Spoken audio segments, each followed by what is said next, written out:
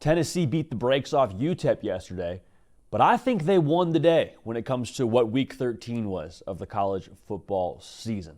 Because you look at what happened in front of Tennessee when it comes to their chances to make the college football playoff, and you got to feel pretty good if you're a Tennessee fan waking up this Sunday morning. We'll talk about all of it right now, but make sure you are subscribed right here to the On3 YouTube channel. Also, make sure you're following all the socials, Instagram, Twitter, at JD PicKell. We appreciate you in advance for that. So, like I mentioned, you beat UTEP, but you had Ole Miss lose to Florida, and you had Alabama lose to Oklahoma. So the SEC championship game now is more or less set. You got Georgia already clinched their ticket to Atlanta, and you got the winner of Texas A&M about to meet them there in Atlanta. So for Tennessee now, if you beat Vanderbilt, I think you're going to be in the college football playoff by nature of those two schools that were ahead of you in the college football playoff rankings in the SEC go down. And here's kind of the cherry on top. You don't have to go play another game in Atlanta. And now I get it. I mean, you want to win the SEC. Of course, that's on the list of goals when you start the season. But, to get another week to rest, to get right, and to just watch two other teams in your conference go just absolutely myrtleize each other while you get to sit back on the couch and watch it all unfold, I think if you're Tennessee, you should feel pretty good about where life is right now for you.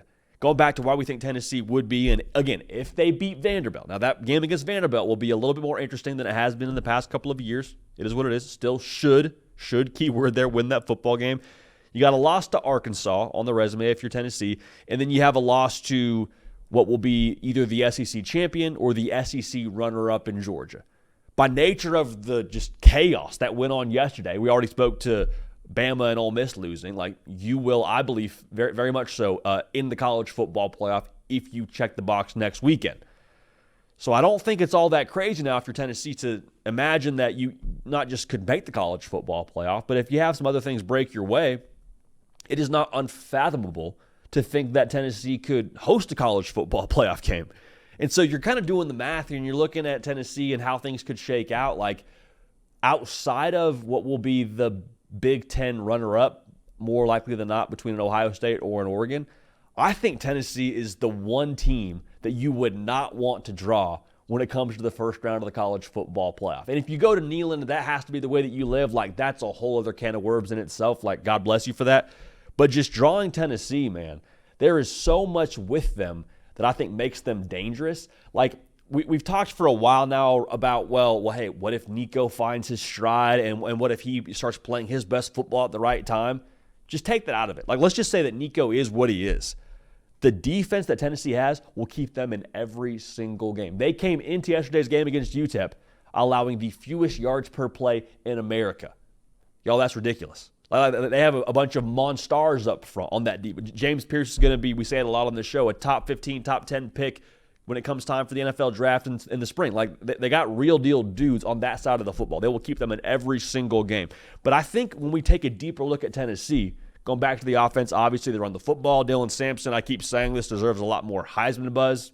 It is what it is. We'll die on that hill. That's fine. I think we take for granted how well acquainted the SEC is with defending Josh Heupel's offense. Remember how much havoc that wreaked when it first got to the SEC? Teams are having to pretty much reinvent their game plan every single week. And the teams that were able to stop Tennessee offensively were the teams that were able to play matchup football on the perimeter and then keep an honest box. To get to the point that I'm making here, I don't think if you're Penn State or if you're Notre Dame, you have any desire to play that offense in round one. Because you don't get to just carry over your game plan from previous weeks throughout the season. You got to go back to the drawing board, have a full reinvention of what your defense is going to be during that week, and find a way to play your best football in a one-game season. And oh, by the way, it could be in Neyland. You don't want to live that way. So again, outside of drawing an Oregon or an Ohio State, I think Tennessee is the one team that would be the most dangerous, most difficult draw to get in this entire first-round conversation of the college football playoff. So here's what I would say for Tennessee, man. Just don't let them get hot. Don't let them get hot.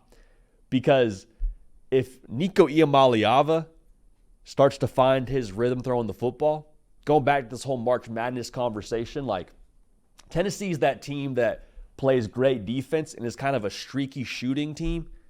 if that shot starts falling for Tennessee and they do eventually start adding in the three-pointer, going in with what they have defensively, oh, by the way, they have a bunch of bigs down low to throw the rock to, and Dylan Sampson, like that's your dependable factor.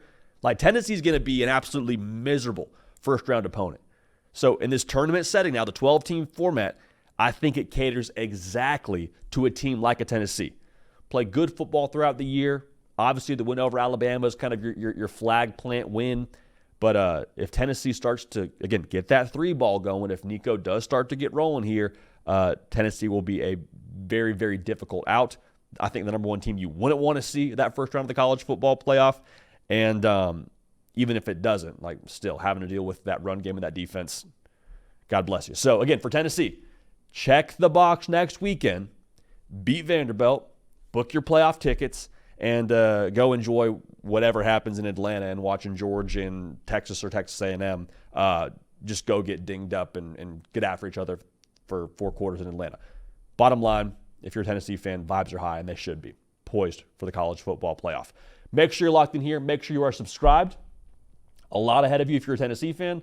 If you're a college football sicko in general, a lot ahead of us as we jump into really the reset for this wonderful thing that is the 2024 season. Appreciate y'all. Love y'all. Going to keep this party rolling, and we will see y'all next time.